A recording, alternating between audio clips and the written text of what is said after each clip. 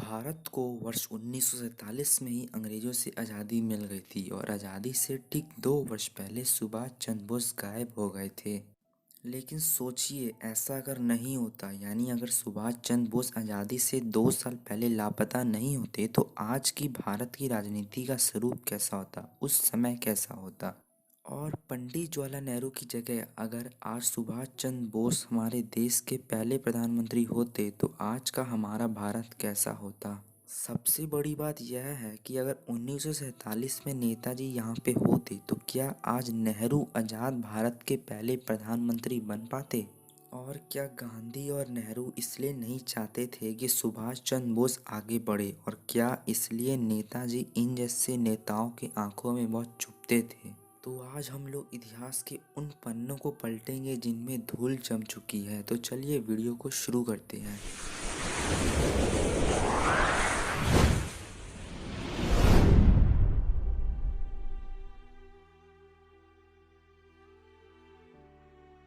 तो आज हम लोग आपको एक किस्सा बताना चाहते हैं, एक दिलचस्प कहानी बताना चाहते हैं, और फिर हम इस विश्लेषण को आगे बढ़ाएंगे।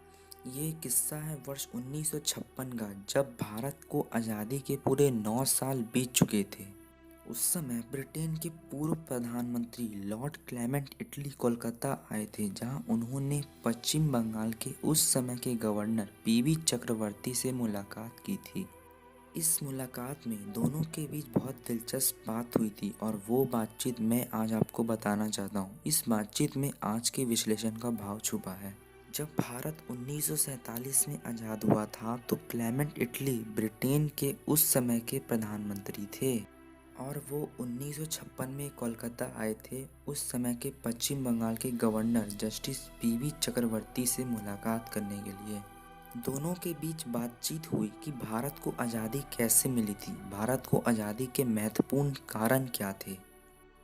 पीवी चक्रवर्ती ने एटली से पूछा कि जब 1942 में अंग्रेजों के खिलाफ भारत छोड़ो आंदोलन शुरू हुआ और 1944 में बिना परिणाम के ख़त्म हो गया, तो अंग्रेज भारत छोड़ने के लिए इतनी आसानी से तैयार कैसे हो गए।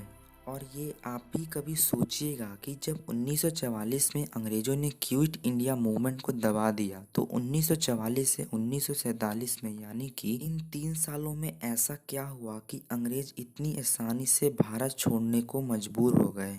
इस सवाल पर जानते हैं एटली ने क्या कहा। एटली ने कहा, इसके पीछे सुभाष चंद्र बोस और उनकी आज़ाद हिंद फौज थी, जिसने अंग्रेज़ों को भारत छोड़ने पर मजबूर कर दिया था।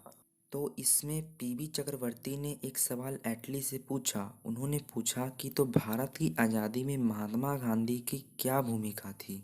तो इसमें एटली ने कहा कि महात्मा गांधी का भारत की आज़ादी में योगदान बहुत ही कम था।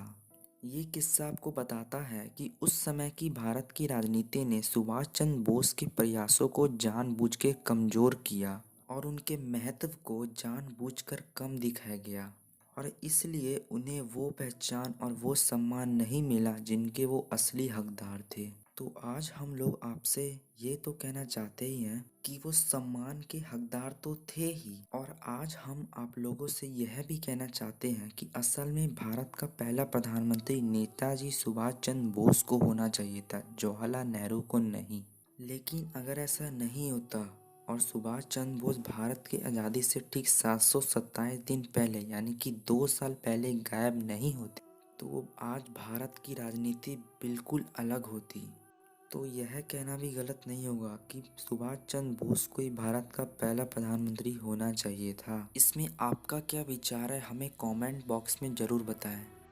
सब्सक्राइब कीजिए फैक्ट गुरु चैनल को, क्योंकि आपको इस चैनल पे ऐसी इंटरेस्टिंग और अमेजिंग न्यूज़ मिलते रहते हैं। तो चलिए मिलते हैं नेक्स्ट वीडियो में, तब तक के लिए गुड बाय।